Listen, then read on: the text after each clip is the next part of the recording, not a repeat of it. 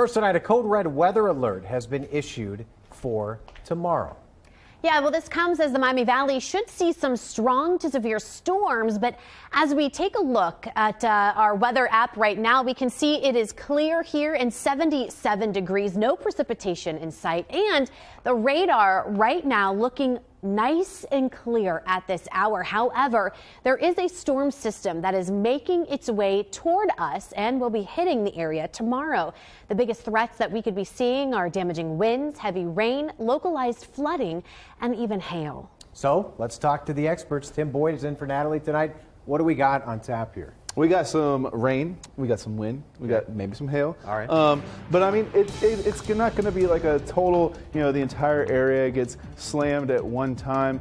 We're really trying to hone in on where this front is going to line up because some models indicating different locations and where that thing eventually lines up. Just like a winter storm, it really depends on where that lines up. So we're going to keep monitoring that. But Storm Prediction Center has us under a level 2 for everywhere you see in the yellow, and then level 1 in the green, so a slight and then a marginal risk for some severe weather. Again, main things are going to be wind and hail. These look almost identical if you look at the hail and then the wind one.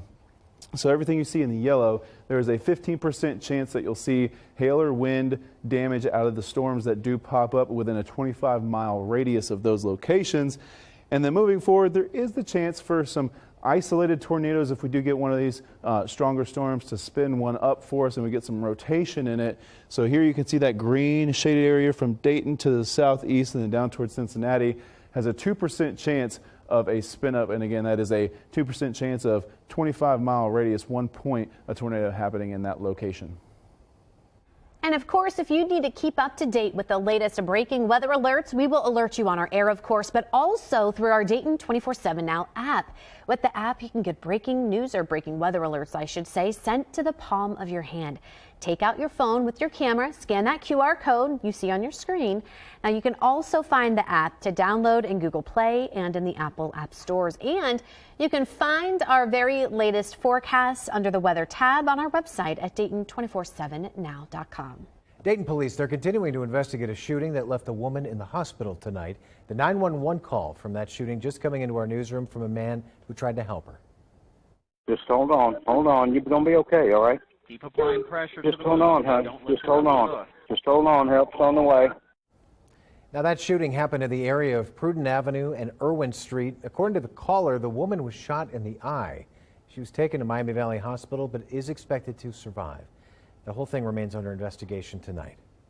And now the very latest from a story we've been covering all week long. The 19-year-old man accused of a deadly drive-by shooting Sunday in Moraine, now officially charged with murder, among other charges. This man you see on your screen, Eric Ball, was one of the 2 suspects identified after 19-year-old Terry Martin was killed following a shooting on Gladstone Street. The other 18-year-old suspect connected to that shooting by police is not currently listed as an inmate in Montgomery County. Now, it's not clear what charges he may or may not face.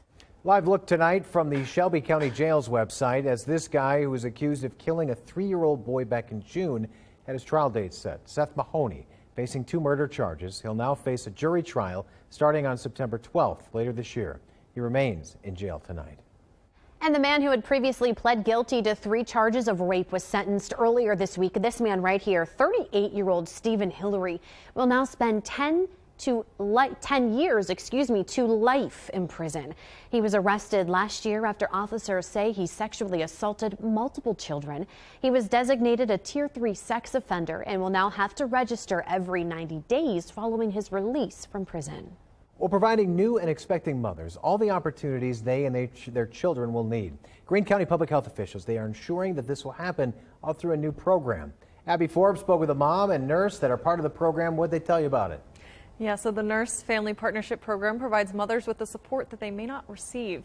Now, I'm told that visits tend to start with going over their weekly goals, and they have charts to keep track of these goals in each visit. And the mom can write down things that she would like more information on, and the nurse will then bring that printed information to the next visit and go over highlights from it. But the program is also about helping new moms gain confidence in their own abilities. Now, one new mother showed me some of the exercises that the nurse does with her. The strengths game, what are my strengths? How to play off the strengths. my weakness is and, you know, why they may not be as weak as I may think they are. And Abby, are there still spaces available for expecting mothers in this?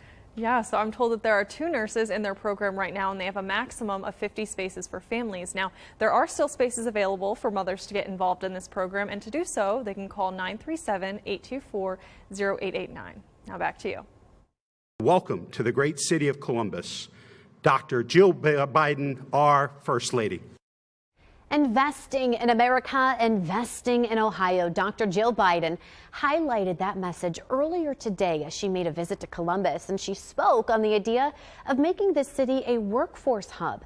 Dr. Biden explained that growing industries in certain cities and have community collaboration is what it means for Columbus to be a workforce hub. We can bring people together and fundamentally transform what it means to make a life and make a living here in America. The other hub regions across the country include Phoenix, Baltimore, Pittsburgh, and Augusta. Dr. Biden plans to visit those communities in the coming weeks. Live look at the U.S. Capitol building tonight, where earlier today the push to restore the pensions of thousands of former GM employees in Ohio continues. U.S. Senator Sherrod Brown reintroduced the Susan Muffley Act to the Senate. The bipartisan bill restores pensions of Delphi salaried retirees that were let go after General Motors went bankrupt back in 2009.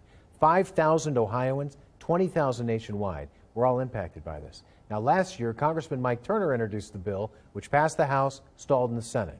The president has expressed his support and will sign it if it makes its way to his desk. Senator Brown releasing a statement saying, quote, "After years of work by workers and retirees in Ohio and Michigan, it is past time to restore the full benefits of the Delphi salaried retirees. I'll keep working with members of both parties and the White House to get results for these retirees." Now, we'll continue to monitor that bill's progress. We'll update you on air and online as soon as we learn anything new. Tonight, the city of Beaver Creek is constructing its 24th park, and we wanted to get answers as to who's going to be paying for the maintenance. Gwyneth Falloon spoke to city leaders and has more about the park. Behind me will be the location of Beaver Creek's new Spring House Park. With nearly 150 acres, this will be the city's largest park by nearly double.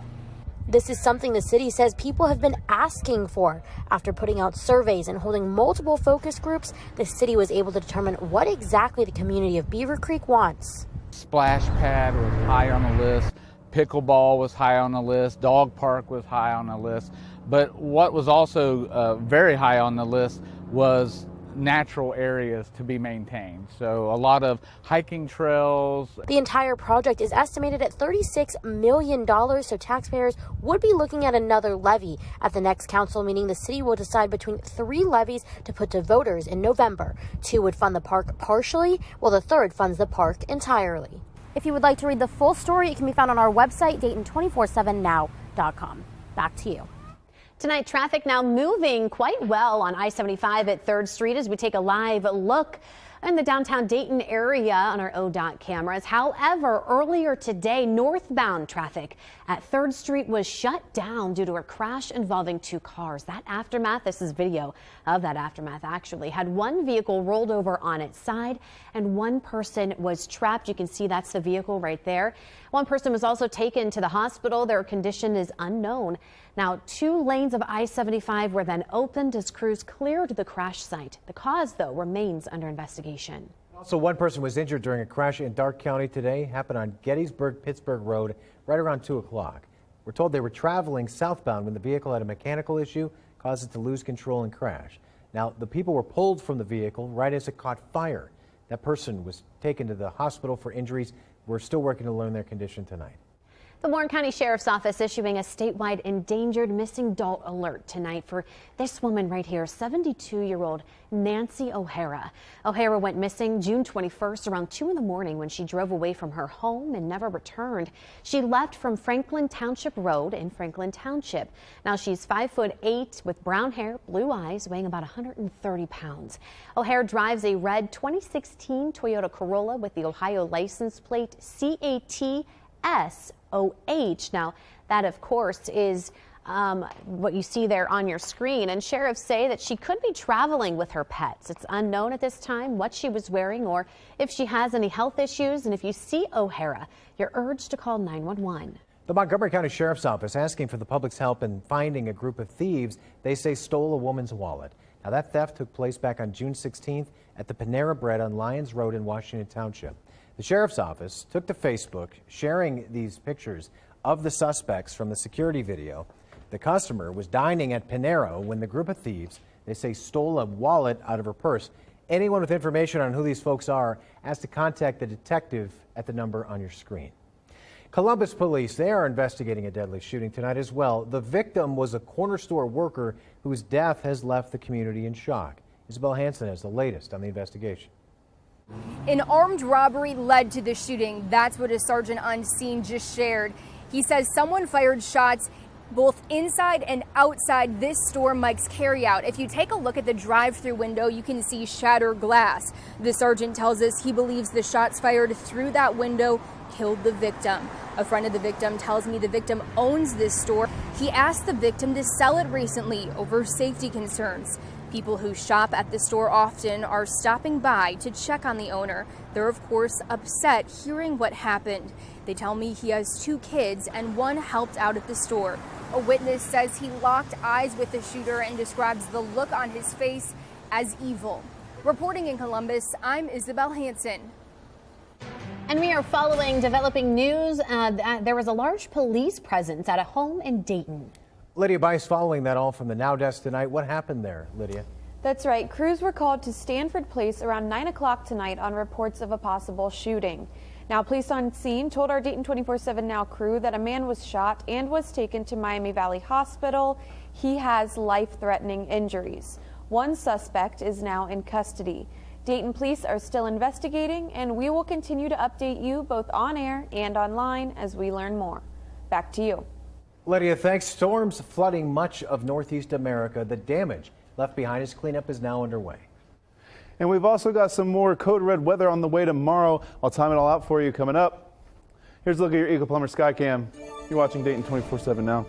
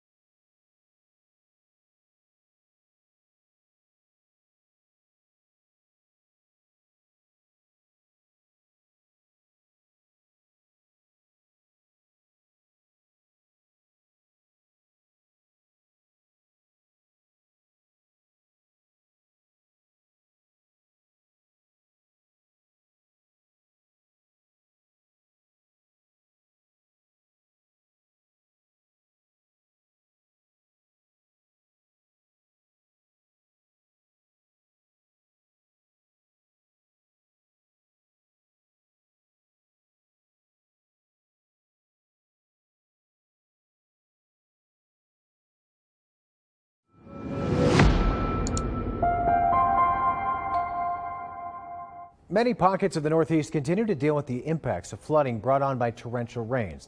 Multiple people in western Massachusetts have been displaced, their homes damaged and still flooded with water. The state's governor visiting the region today promising help.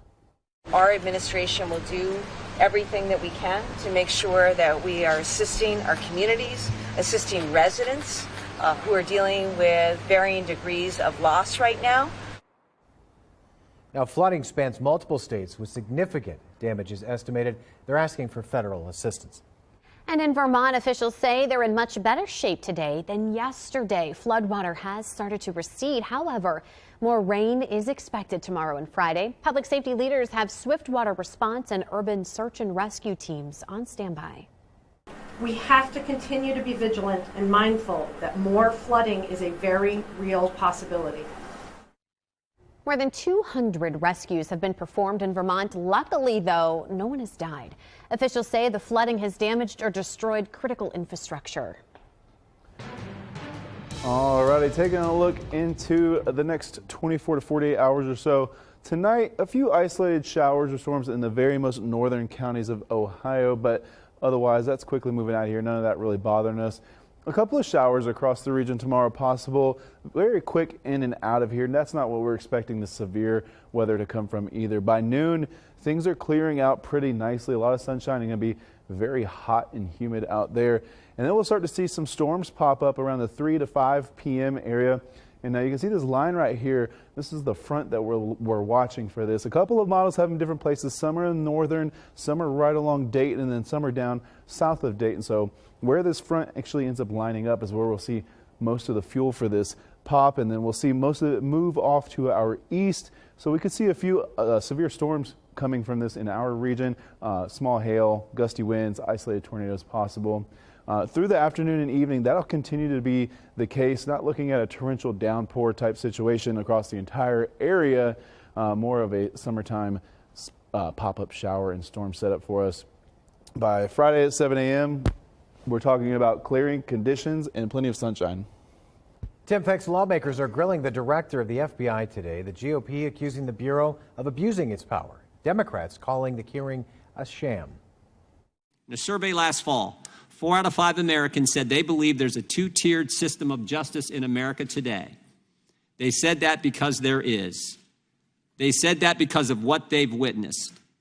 For them, this hearing is little more than performance art.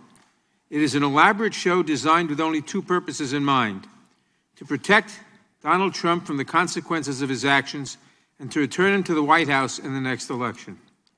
Republicans accused the FBI of censoring Americans, spying on presidential campaigns, and, quote, raiding former President Trump's Mar-a-Lago estate.